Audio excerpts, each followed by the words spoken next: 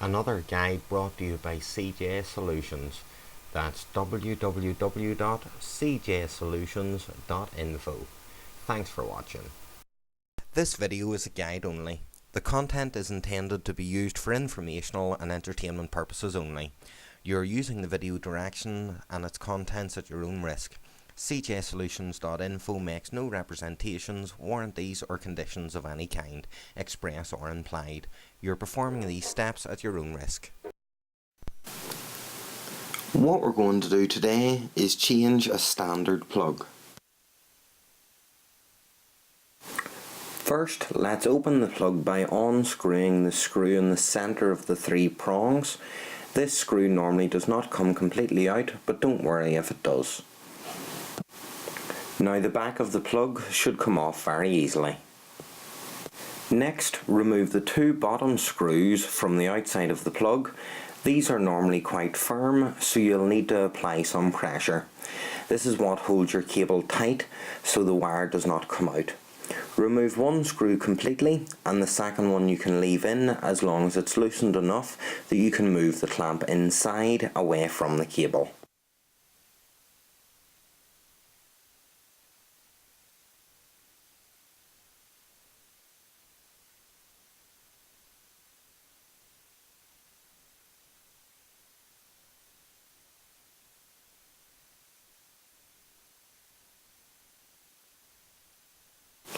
Inside the plug you will see 3 small screws. Loosen all 3 a couple of turns, but you don't need to remove them.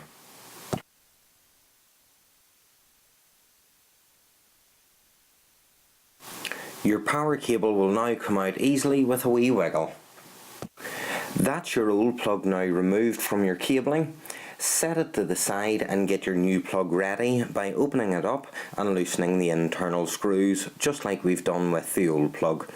I'm just going to put the same plug back on for this guide, as there's nothing wrong with it. I just like dismantling my stuff to make your lives that little bit easier. So now take the cable and put the negative wire in first. I normally find that it's easier to manoeuvre the plug around the cable rather than the other way around. Put the blue negative wire in the bottom left hand prong and hold it in place with your finger while you tighten the screw to secure it. Next we have the brown positive wire. It goes in the right prong that is attached to the fuse.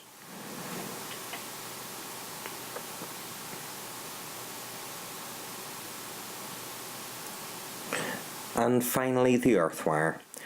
This one is normally a wee bit trickier to get in place as it needs bent round the moulding. Pop it into the top prong and close up that screw also.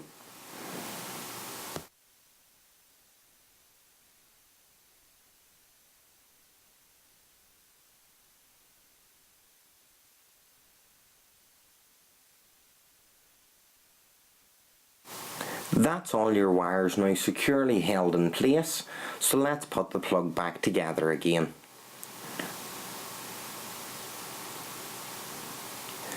We start with the cable clamp.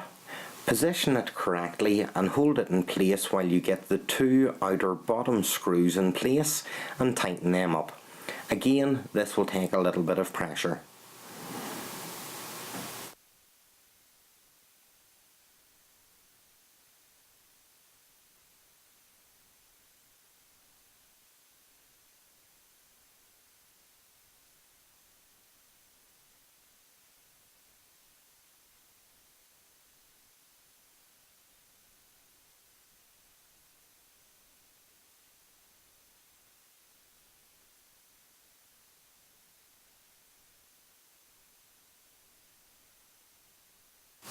Before we put the back on the plug, make sure that your inner wires are going along their channels inside.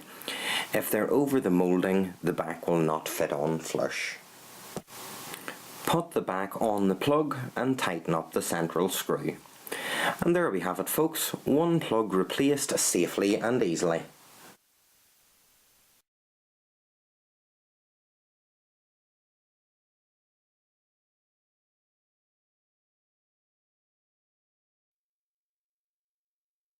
Be sure to follow us in all the usual places for updates and more guides.